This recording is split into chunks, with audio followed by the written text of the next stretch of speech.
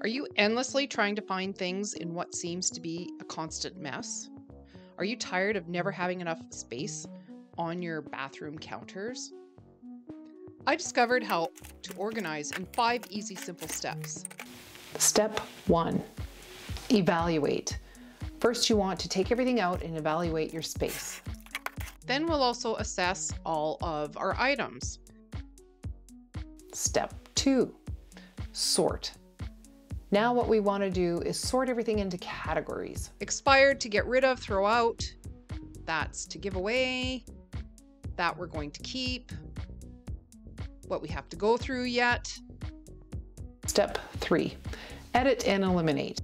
Go through your keep pile again and eliminate anything you haven't used in the last year. Step 4, now we're going to assign a home and put everything that we're keeping into containers. And the hardest step of all, step 5, is maintaining. This is where you have to go through periodically and make sure that everything is back in its home. Well, I hope these were useful tips for you. Thanks for watching. Bye.